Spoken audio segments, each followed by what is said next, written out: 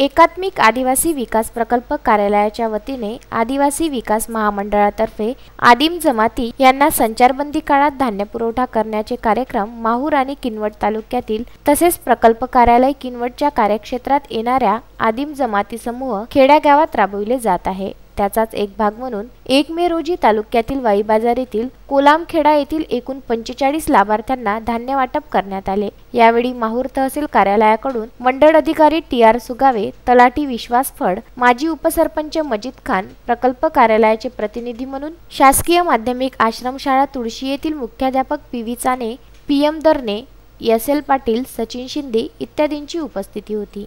आज दिनांक 1/5/2020 रोजी शासकीय माध्यमिक आश्रमशाळा तुळशी येथील अन्नधान्य किट बनवून वाई ग्रामपंचायत अंतर्गत येणाऱ्या कोलामखेड येथे एकूण 45 आदिम जमाती म्हणजेच कोलाम जमातीमध्ये वाटप करण्यात आलेलं आहे।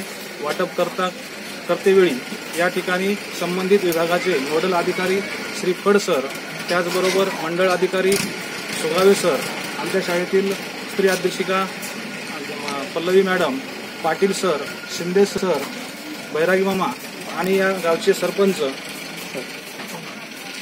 या हजर होते। सर्वांसमक्ष आम्ही या ठिकाणी किट बनवून वाटप करण्यात आलेलं आहे। किटमध्ये 5 किलो तांदूळ, 3 किलो गहू, 1 किलो डाळ, 1 किलो तेल आणि तिखट, मीठ, मसाला, मिरचू प्रत्येक गोष्टी 1.5 किलो अशा पद्धतीने आम्ही या ठिकाणी वाटप केलेलं आहे।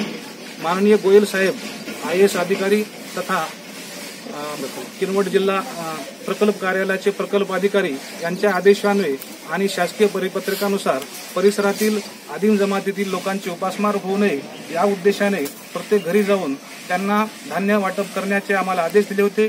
त्या आदेशाचे आम्ही पालन करून संबंधित परिसरातील संबंधित व्यक्तींना घरपोच धान्य वाटप आम्ही केलेलं आहे। कार्तिक बेहरे, वनवर खिच्ची, विदर्भ न्यूज, वाई बाजार।